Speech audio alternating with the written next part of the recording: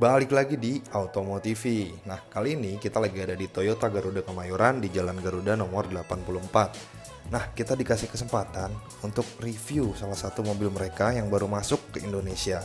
Nah, penasaran? Langsung kita cek videonya.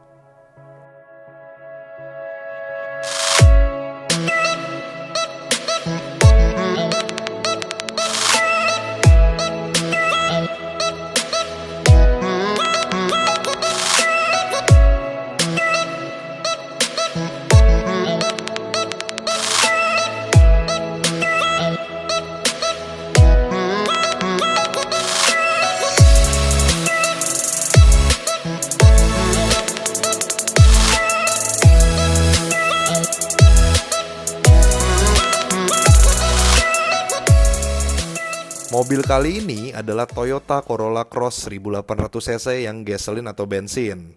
Sebelum kita review mobilnya, saya mau kasih tunjuk kuncinya. Dari depan sih biasa aja, kunci 3 tombol biasa. Tapi pas dibalik, itu ada tulisan Toyota Corolla Cross, biar nggak ketukar dan dilapisi plastik bening gitu. Ada 7 varian warna untuk Corolla Cross ini, yaitu merah, biru, hitam, silver, coklat, putih, dan abu-abu. Kebetulan unit yang kita dapat ini warnanya Platinum White Pearl. Atau kalau diterjemahin ke bahasa Indonesia tuh jadi putih mutiara platinum. Ribet ah. Mendingan putih biasa aja lah ya. Sekarang kita mau bandingin Toyota Corolla Cross dengan pesaing-pesaingnya. Yang pertama Mazda CX-30 yang bermesin 2000 cc. Beda tenaganya itu cuma 15 PS dan 28 Nm lebih besar si Mazda. Tapi dimensinya sedikit lebih lebar si Toyota Corolla Cross. Dan beda harga mereka berdua ini sekitar 20 jutaan rupiah. Next, untuk yang sama-sama Cross ini, Mitsubishi Eclipse Cross bermesin 1500 cc tapi udah turbo. Beda tenaganya 10 PS dan 78 Nm lebih besar si Eclipse Cross. Kalau dimensi kurang lebih sama. Beda harganya juga 25 jutaan lebih mahal si Eclipse Cross. Terakhir, si SRV Prestige ini memang bukan kelasnya si Corolla Cross, tapi sama-sama bermesin 1800 cc, tenaganya juga nggak beda jauh, dan dimensinya itu lebih besar si Toyota Corolla Cross. Dengan harga Toyota Corolla Cross lebih mahal 30 jutaan dari si SRV Prestige ini. Nah, sekarang kita masuk ke review eksteriornya dulu. Nah, untuk lampu depannya itu bentuknya tajam, tapi bentuknya nggak mengkotak gitu.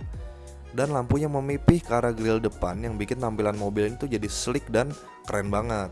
Lampu utama dan lampu jauh udah dikasih LED dan udah dikasih proyektor juga. DRL-nya itu udah panjang di atas dan lampu sennya itu ada di bawah sini nih. Untuk fog lamp-nya ditaruh di bawah sini dengan ukuran yang bulat dan kecil begitu. Dan untuk varian mobil ini udah dikasih sensor parkir 2 titik untuk di bagian depan. Untuk grill depan di mobil ini menurut kami ukurannya juga udah lumayan besar, desainnya unik, dan dilapisi outline black chrome kayak gini nih, jadi menarik. Untuk lambang Toyota di tipe bensin itu yang biasa, dan di tipe hybrid agak kebiru-biruan, jadi untuk bedainnya lumayan gampang, tinggal lihat aja lambangnya. Untuk logo Toyota hybrid ini sebenarnya banyak kok dijual di aftermarket, jadi gampang gantinya. Nah, kacanya itu kelihatan lumayan wide, mungkin karena ada kaca kecil di situ, jadi jendelanya kelihatan lebar gitu. Dan dari ujung sampai ujung banget itu ada lining chrome kayak gini, dan sampai ngelewatin kaca paling belakang. Di ujungnya dikasih tulisan Corolla Cross-nya gede. Dan bukan cuma itu, selain dikasih lining chrome dikasih juga talang air. Jadi udah elegan dan fungsional. Dan juga ada roof rack di atas tapi agak kecil. Dan ada tambahan kaca lagi di belakang kayak gini nih. Oke, kita lanjut ke ban, dan kagetnya bannya itu dikasih ban Michelin Primacy. Gila, keren banget. Untuk profil bannya dikasih 225/50 R18 yang gedenya pas untuk mobil ini. Dan juga dikasih dual tone dengan motif seperti ini. Dan kalau kalian lihat over fender itu unik karena dari ujung ke nggak sampai ujungnya udah warna body kayak gini nih. Oke, untuk lampu belakang tuh kelihatan sipit dan ada 2 garis lurus yang ketarik sampai ke ujung lampu, ngebuat looks mobil ini jadi makin ganteng. Bukan cuma itu, di atas juga ditambahin lampu rem juga. Dan di kaca belakang ada defogger juga. Lanjut, di belakang juga dikasih wiper, dan antena belakang juga udah dikasih shark fin. Overall, looks di belakang mobil ini juga kelihatan ganteng karena banyak lukaan-lukaan tegas seperti ini nih. Dan bukan cuma itu, yang bikin ganteng lagi tuh lampu remnya pun dikasih lampu LED.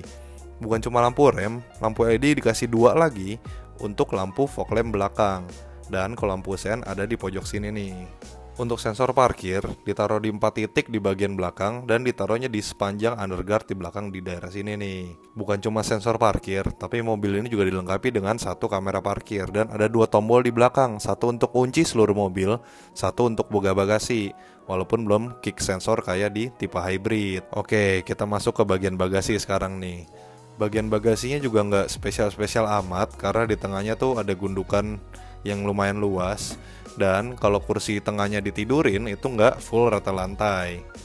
Dan di ujung sini juga ada penutup bagasinya tapi nggak dikasih kayaknya.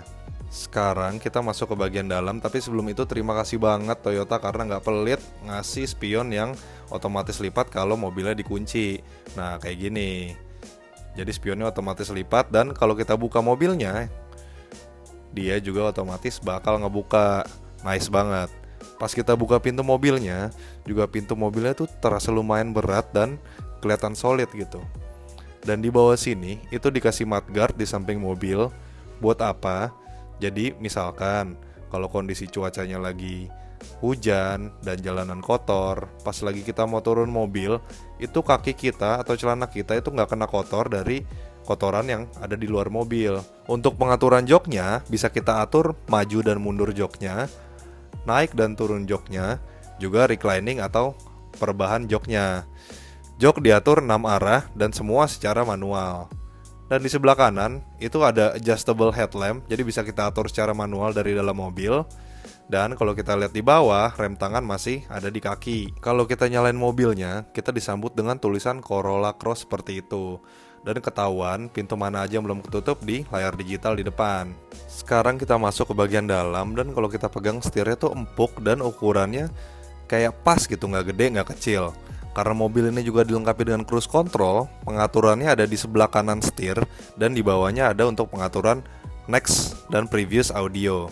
Di bagian kirinya ada pengaturan MID, telepon, dan suara audio. Di sebelah kiri setir itu ada start stop engine button, jadi kalau mau nyalain mobilnya tinggal injak rem dan pencet tombolnya.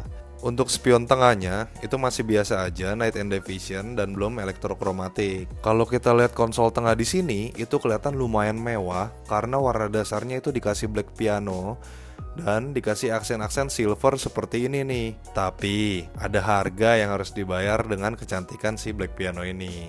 Lihat deh, itu sidik jari kita pada nempel-nempel kalau nggak sering-sering dibersihin tuh.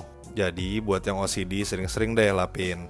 Dan di sini ada tombol shift lock kalau kita mau parkir paralel. Sip. Untuk handrest di tengah udah dikasih bahan kulit, empuk dan adjustable pula. Jadi enak banget kalau kita lagi nyetir sambil atur handrestnya. Dan di dalamnya dikasih colokan 12 volt dan 2,1 ampere USB. Pengaturan setirnya bisa kita atur maju mundur dan naik turun atau tilt dan teleskopiknya dengan cara menarik tuas di bawah setir.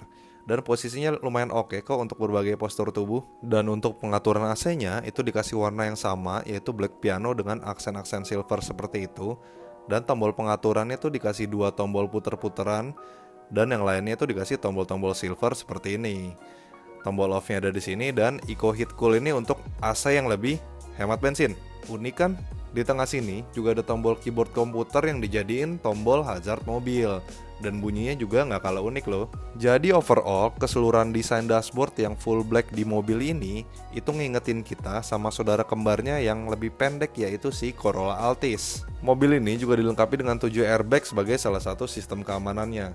Dan kalau kalian lihat di depan sini, glove box-nya udah soft opening, tapi isinya juga nggak gede-gede amat sih. Dan untuk kompartemen lain, di tengah sini kalau kalian lihat tuh di semua tipe itu dikasih ambient light warna biru kayak gitu. Tapi fitur-fiturnya untuk di tipe ini banyak yang dipotong kayaknya. Soalnya kalau kalian lihat di tengah sini itu yang ada cuma vehicle stability control aja. Kalau di tipe hybrid ada tombol untuk EV mode. Dan untuk tempat naruh botol di tengah itu ada 2 gede. Dan di masing-masing pintu itu ada 1 juga. Bahan untuk pintu bagian dalam keempatnya sama, nggak ada yang dipotong, mulai dari door trim atas berbahan kulit soft touch, Handrest kulit juga lumayan empuk, oke lah. Sisanya masih plastik warna hitam dan nggak ada yang spesial lagi sih. Untuk joknya, menurut kami desainnya sporty dan futuristik. Ditambah juga kelihatan bulky dan meluk badan kita gitu. Tapi entah kenapa headrestnya kok nggak seempuk kelihatannya ya. Jadi nggak cuma dashboardnya doang yang full black, ini sampai atas-atas sama samping-samping juga full black. Dan kalau kalian lihat visornya, ini juga warna hitam dan pastinya dapat vanity mirror dengan penutup dan lampu warna kuning yang otomatis mati kalau kacanya kita tutup. Dan sebenarnya mati juga sih kalau visornya kita tutup, padahal kita lupa nutup kacanya. Jadi nggak usah takut lampunya cepet habis buat kita yang suka lupa. Di bagian lampu tengah ada 2 tombol untuk membuka si power moonroof ini nih. Tombol yang satu untuk kita buka secara otomatis si moonroof. Walaupun ukurannya nggak gede-gede banget, tapi ya ada aja di varian ini udah ningkatin derajat mobil ini banget kok. Tombol yang satu lagi itu buat pengaturan kemiringan si moonroof. Gimana? Keren kan? Ya, tapi sayang sih nutup plafonnya masih manual. Tapi nggak apa-apa lah, all is good. Pindah ke kursi belakang, saya kira bakal sempit dan mepet banget karena kursinya tebel dan di atas tuh ada moonroof. Tapi ternyata kami salah. Kalau kata pepatah, don't cover the charge pipe. Don't charge the cover, charge the hook. ya itulah pokoknya. Karena ternyata kursi yang tebel tadi belakangnya tuh mencekung. Jadi ada jarak sekitar 8 jari buat kaki saya tuh selonjoran. Dan headroomnya juga ada cekungannya ternyata. Jadi ada headroom lebih buat rambut saya yang tinggi ini. Oh iya, pegangan tangan di mobil ini semuanya tuh retractable. Dan untuk bagian belakang, ada tempat untuk gantungan bajunya. Pengaturan jok bagian belakang juga bisa diatur 2 posisi. Posisi agak tegak dan posisi agak rebah. Kenapa agak? Ya karena memang gak tegak-tegak amat dan gak rebah-rebah amat. Tapi ya oke lah buat nyantai. Karena udah dikasih handrest empuk yang ada 2 cup holdernya, AC baris kedua, dan seat belt 3 titik juga. Nice. Oke, berakhirlah sudah review singkat dari Corolla Cross 1800cc gasoline atau bensin ini. Gimana? Apa pemirsa otomotif tertarik dengan mobil ini? Boleh kasih tahu pendapat kalian tentang mobil ini di kolom komentar. Dan sampai jumpa di next video di Automotive.